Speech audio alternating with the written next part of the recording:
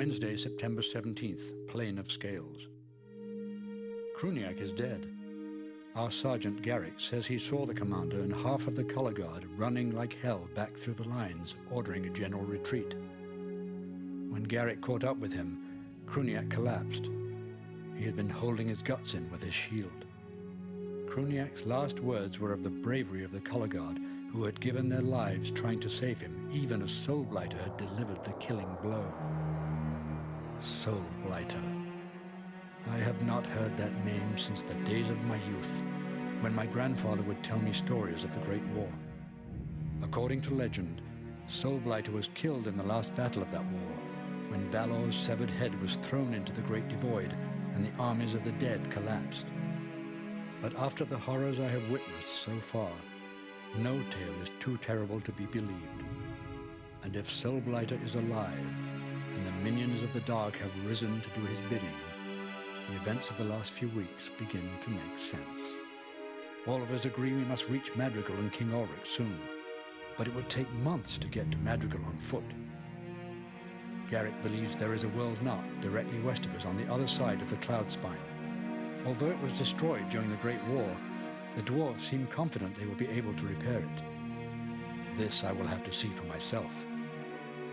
As we were breaking camp, Garrick handed me a journal he had recovered from Kruniak's belongings. The commander must have taken it from one of the Baron's libraries. What significance it may have had to Kruniak, I do not know, other than it appears to have been written by a man who served in the Legion during the Great War.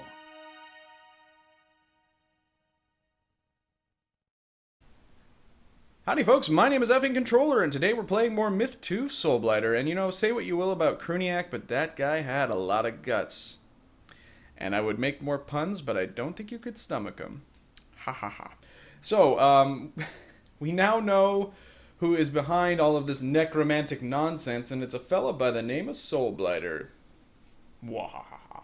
And it's interesting to me because this game makes his death in the previous game seem like a certainty, and it definitely didn't feel that way when you were playing through it. Obviously, at the end, spoiler alert, I guess this game already spoiled the ending of the last game, but at the end, Soulblighter turns into a murder of crows and flies away, and it's definitely very ambiguous, so I don't know what's going on there. I guess it's, I don't know. I'm being a little bit critical here, and actually this is a cool level because it ties directly back into the narrative of the previous game in more ways than just that. This is actually a reskinned version of a level from Myth 1 called Force 10 from Stonheim, and in that level, our mission was to blow up the World Knot. So that kind of continuity is really cool, and it's something that I think recurs in Myth 2. So it's a neat thing. So let's go ahead and get started. We have some new units here. We have Berserks, and they are another form of infantry for us. They're obviously less well armored than our warriors, but they're better armed, and their stats, I guess, reflect that. They're very good offensively. Defensively, not so much. They take damage more quickly, but they deal damage more quickly. So they're an interesting unit, and I think that they end up comprising most of our melee units. So I'm going to rename these guys since they're obviously new. And it looks like we have a couple of new archers, and we have some new dwarves. And Padre Reed is still our venerable journeyman. So I'm going to rename all these folks, and I'll be right back. Okay, introducing first, Finn's Valentine, Arbiter Libera, Vesti 12349, the mighty Aslan, who I hope will not be lying around on the job. Zupanic Carr, Aidan Crawford, Sivart 343, Didier Van Overbeek. I think it's supposed to have an E at the end. Well, I guess in the eyes of myth, your name is ridiculous. John Mullog, Nebfer. We have some new archers. Who's new? Heavy Hero. And John Wood, which is an excellent name for an archer. And for a porn star. Unicorn Poacher. Christopher Dillman. It's supposed to be Dillman, I think. Sorry, Dillman. The game also hates your name. And then Bozo the Clown. I already see hostiles on the map. So let's get into some kind of position. I'm not going to include my my journeyman in the formation with the berserks. Talking's hard. The reason for that is berserks move pretty quickly, and journeyman not so much. So I'm just kind of trying to... I could probably charge these guys, but they'll just go up the hill. So this is actually fine. I'm okay with this. As silly as it is. There's actually other units coming up. Okay, let's actually get our dwarves ready. No. Because I think that that's probably Thrall based on how... Oh, yes. It's Thrall with some scattered soulless. Now this is... Having this many dwarves is kind of a liability. Because they do some stupid things from time to time. And having that many explosions can really be chaotic. You'll see here. You'll see like that. That's fine. We'll go ahead and have you guys just run away for a moment. Because you're getting axed. And meanwhile, Padre Reed is gonna start shoveling. Okay, well that could have been done a little bit better, but I'm not altogether that unhappy with it. Okay. Let's kind of take some stock here. Yeah, we're doing okay. Not too bad. Alright, so,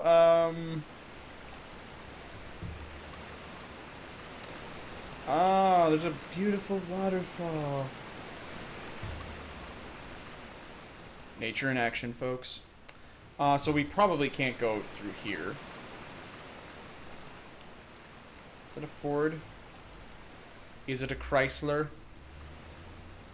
It's actually a thing there, whatever. I don't know why I'm so fascinated by the battlefield debris. I think we're gonna go... There's a path here, so let's... This takes us onto high ground, which is pleasant and nice. This does not. That's not so nice. So I'm going to have my berserks go this way. Can they cross here? It seems like kind of a shitty place to cross a stream, but whatever.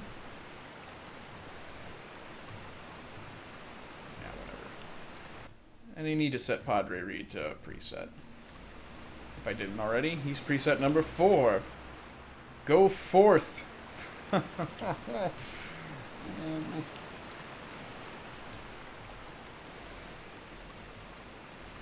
Oh, hi. Spread out. The reason I'm having them scatter is because these guys might throw some shit at us.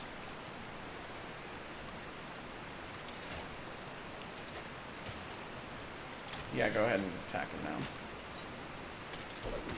They didn't do that. Well done. Okay.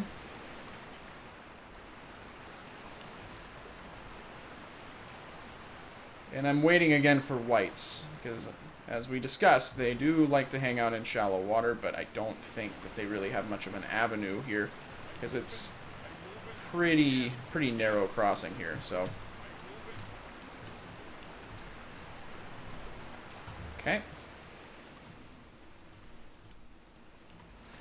Be nice. I could probably get archers up here, or at least a couple dwarves, because this looks like a great place to set up a defense with this promontory here. Uh-oh. John Wood is moonwalking. That's not cool anymore. Actually, it's always cool. What am I talking about? Far be it for me to be the arbiter of what is cool. I am sitting in front of a computer, talking to it as I play a video game. John Wood has a kill. Congratulations. Alright, we're more or less organized. It's the big mass of troops. It's not really organized, but whatever. It's kind of narrow in here.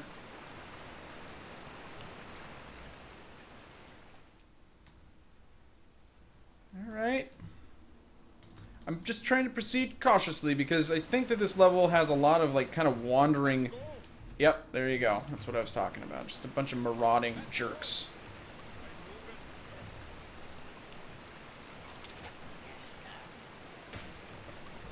There you go. Nice. Don't do it. Don't you do it. Oh. Didier is almost Dedier. Ha! Oh, puns. They will never stop. And see, that's a good example of the Journeyman's healing power. He does not fully top off your healing bar, or your health bar. He just gets you about 7/8 of a tank. Yeah, let's go. I don't know which presets I've been pushing. Okay, there we go. And then you guys over here. That's not... What are you doing to me? There. Wow.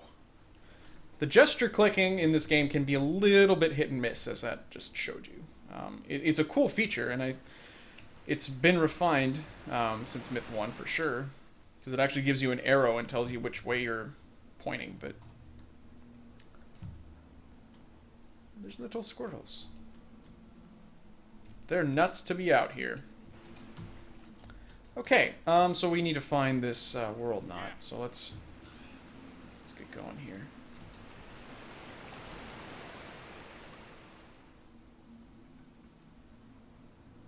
Goals are really pretty easy to handle if they just charge at you like that. It's interesting that the AI has kind of decided that that's the way to go this level. It's an open level. There's a few scattered trees, but... Oh, hey, this is a feature from the previous game, possibly? Well, it's obviously going to be a feature from the previous game, because the map is entirely from... Oh, yeah, this is... Okay, I remember what this is. Let's hold on here. This is, when you're playing Force 10 from Stonheim, you come across some villagers... And the Berserks say to them, "Where do you think you're going?" And the villager says, "We're going to the shrine to pray for help." Oh, God! Well, he got one. No, no. Hey, what are you fucking... Guys. That was marvelous. Nebfer did not deserve that kind of shabby treatment. Anyways, the Berserks say, "Where do you think you're going?" The villagers say, "We're going to go to the shrine to pray for help." And then the Berserks say, "Then you waste your time. The gods aren't listening." Wow, guys. Guys. That was messy. That was not done very well by me. I think, honestly, a lot of that damage was incurred by our archers. Anyways, I just like that line. It's up there with blame yourself or God from Final Fantasy Tactics, I guess. I don't know. I just like it. I'm a big dweeb. Alright, so those guys obviously had those white grenades that I don't care for. But yeah, this is the place where the stone was, and you can actually see the stone over here. Pretty sure that's the same one. Well, let's actually kind of hang out up here. Who died?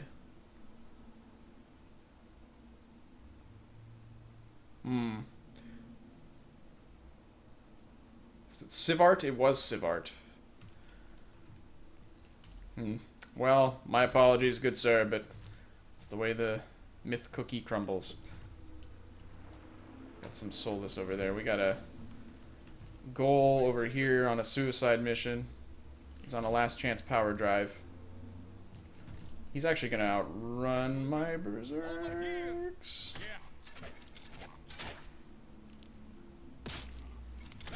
Might as well kite him, I mean. Ah, you idiot. You throw like a goal. This is a stupid idea. Stop. Yeah, just sit still and await your fate. Thank you very much for that. Okay. I am actually, on the topic of people dying in this game, I am running low on names again, so if you would like to volunteer, I might actually just start conscripting people anyways. If you're a longtime friend of the channel, or if you're just somebody who is unfortunate I guess. And has a name that I remember. You may be included. But feel free to volunteer.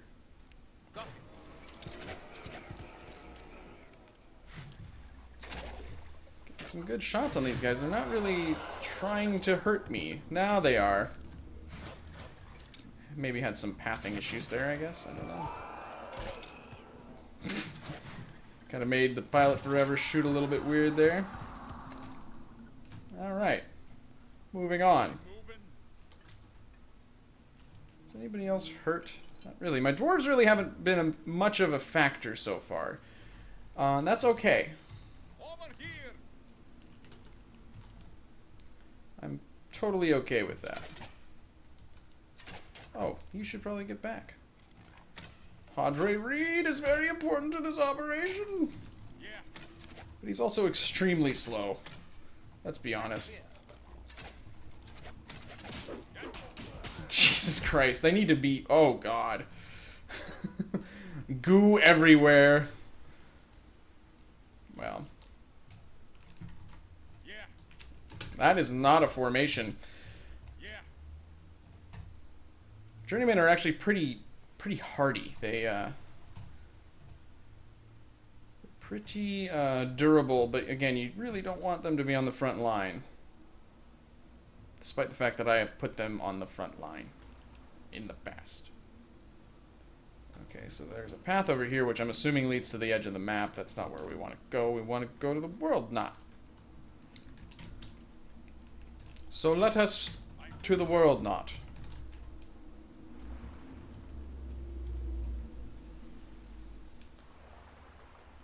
That is a ford, apparently.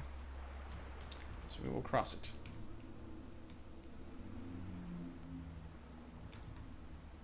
And there's nothing waiting for me lurking in the water. So far. Carefully. Oh, there's a bunch of shit over there, though. Oh, my. Well, that's not that many. I mean, that looks like a lot, but it's not. It could be a little bit of a standoff here, though. Because they're not going to want to advance. They're very set in their ways. The trick here will be to get them to come across. These kinds of situations are interesting, too, because our dwarves can't really... Well, wait a minute. Let's do it this way. Our dwarf grenades are not...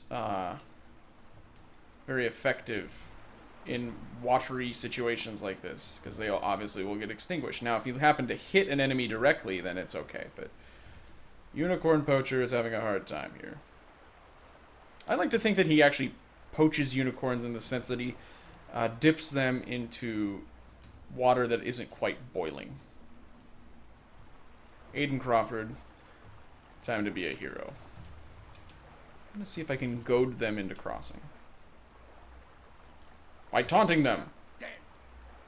Well, that's literally true. You are undead things.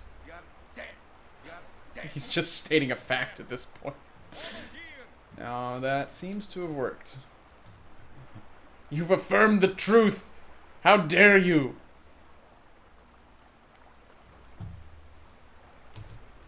Okay, I really want to take out the soulless. There we go, okay.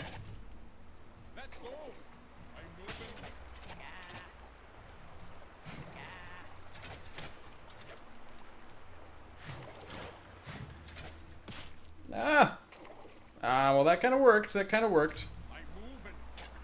Okay, now we need to be cautious, though. See, that's what we're talking about with the undead liking to go underwater. Now, we almost took one of them out. That wasn't really that spectacular. I think Aiden might be of service again. Yeah. What's he gonna say this time? You are purple ghosts with javelins and skulls. Taunting actually does not encourage the enemy to attack you. It's just fun. Although, that said, does seem to have an effect on them. Let's go.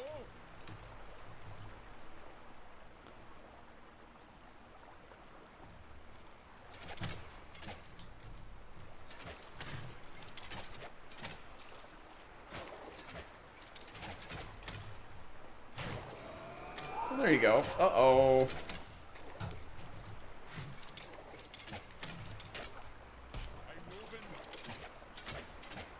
This is a little bit of an issue. Oh, God.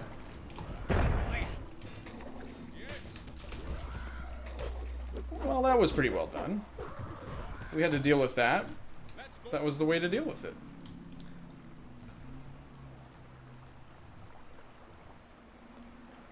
Lucky that we got a dwarven grenade to go off there, too, actually. Now, one thing I could try here, which might be a little bit of a hoot. Let's have Vesti give it a try. Is... No, they don't have quite enough range. Yes, they can do this, actually. Is to try and use fire arrows.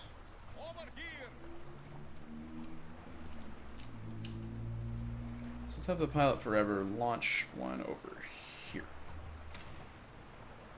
Yes, sir. It probably isn't going to touch off too much, but...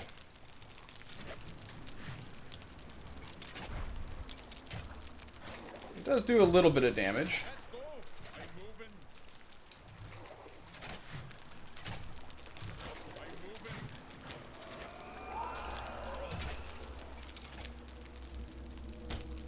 Thrall are not particularly susceptible to fire, as I recall, but... Ah, but it got the Solus there. I would really prefer you guys to take them out.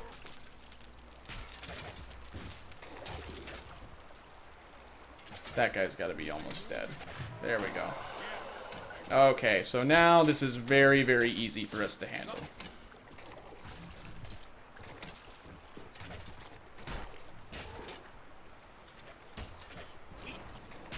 See if we actually can hit them with these. Oh, God. Oh, wait, that went into the water. That's fine. Okay. I think I will give Didier another route. I'll slip him another route. Give him the old mandrake. Alright. And then I think we'll proceed. That fire actually ended up being somewhat useful. I very rarely use it in Myth. And I don't know why. It's just kind of difficult for me to adjust, I guess. I think we've all noticed that I'm a little bit slow in my old age, so I don't really do some of the things I should. I don't use some special abilities and things like that. See, now we could have probably taken them out pretty effectively by just kind of charging in, I guess, but I don't want to lose too many folks. Where are you going, Christopher? You and your abbreviated name. Aha! Here we are. This is the world knot. So little bits of pieces and whatnot there. I think I said bits of pieces. Well, maybe that's accurate. They are pieces of pieces.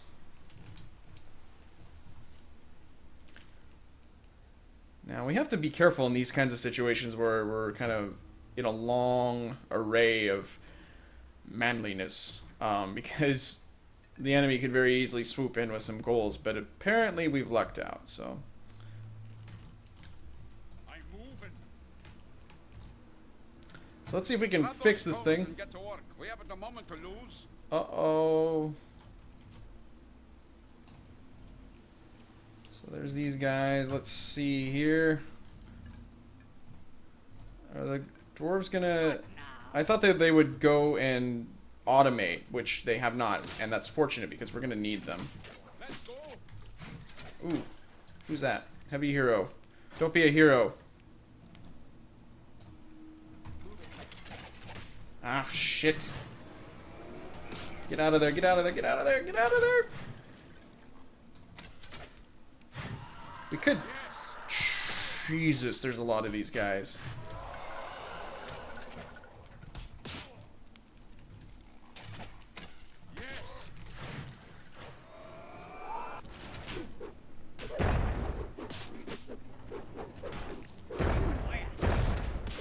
Okay, well, here we go.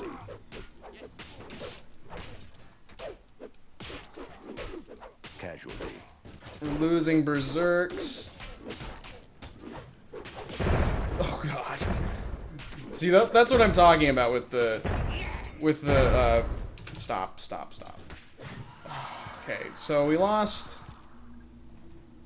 We didn't lose any bowmen. That's surprising. I thought Heavy Hero was a goner for sure, but we did lose a couple of berserks, and my god, we need to heal them in case that happens again.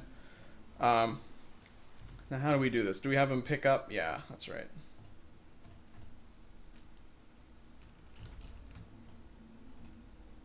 They just chuck it at it. I like it.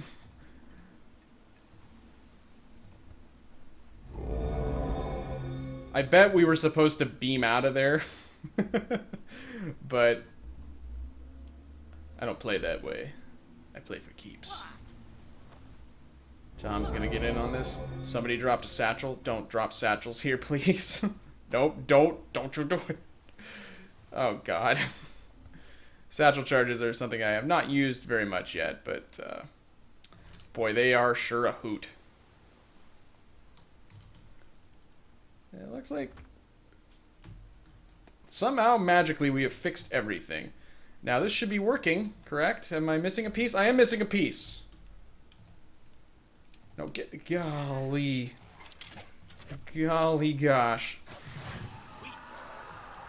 Fortunately, my bowmen are now excellent.